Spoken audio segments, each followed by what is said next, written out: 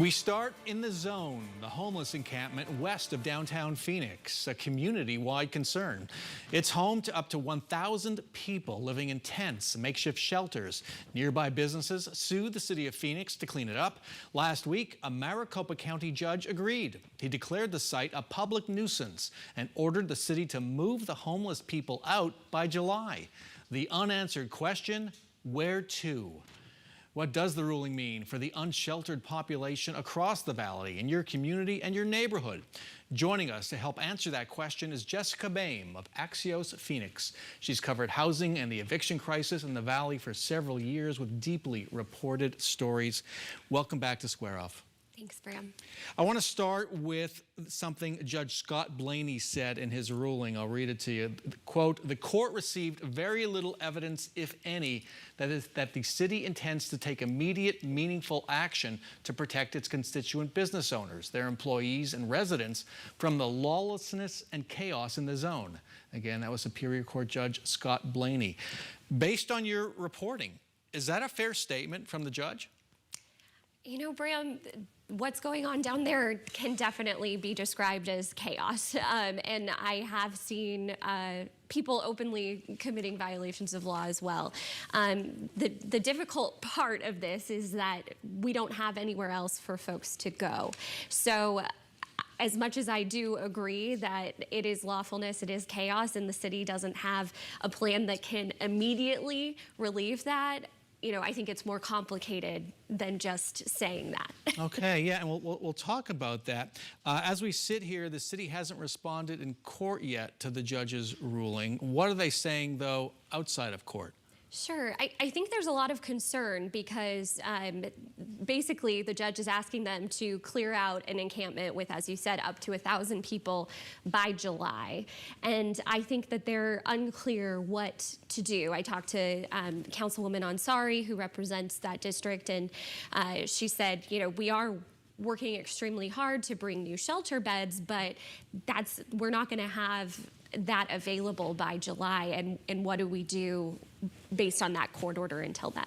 And the legal side is interesting because this ruling stands out, right, dealing particularly with the business owners who've been under siege for years, yet it is not the only ruling out there that the city has to respond to. Talk about that. Yeah, Phoenix is in this really weird situation where it's on two sides of separate lawsuits. So in this case, businesses are saying you're not doing enough to clean up the area, to enforce laws, to make sure that the area is, you know, habitable to both the people experiencing homelessness and the people who own businesses in that area. On the other side, they are in federal court facing a lawsuit that's alleging that they do too much, that their enforcement is too much, and that it causes serious civil issues for people experiencing homelessness because you know, officers or cleaning crews come in and they throw away people's possessions, their IDs, their medications. And, you know, the troubling fact about that is I have personally witnessed both of those things to be true.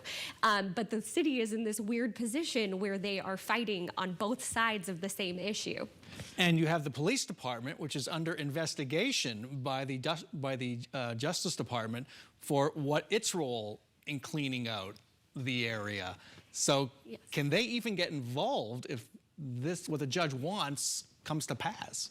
Yeah, that's a really good point. The Justice Department is investigating these allegations as well.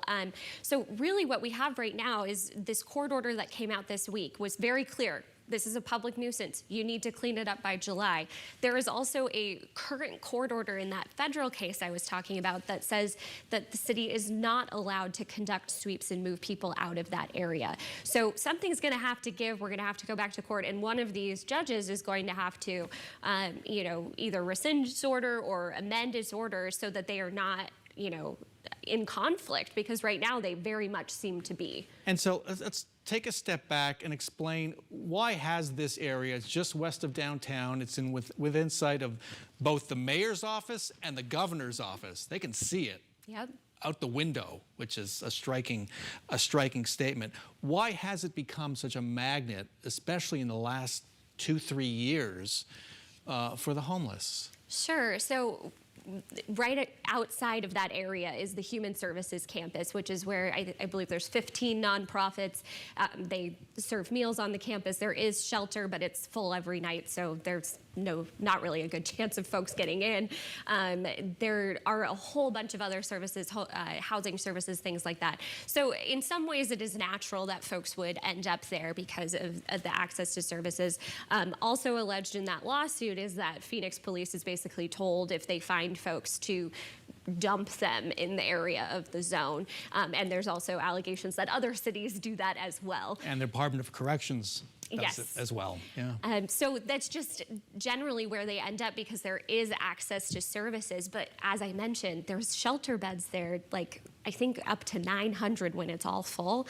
And they're all full. I mean, there's not an extra shelter bed for them to go into in that area. I don't think this is what planners envisioned when the campus was created, 30 years ago. Yes. I think former Governor Jan Brewer was involved in that. So, okay, let's look forward now.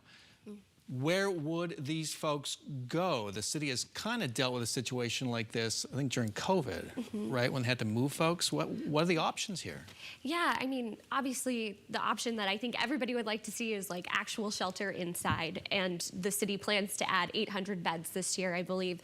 But, that sounds like a lot, but there's like 6,000 people unsheltered across the valley.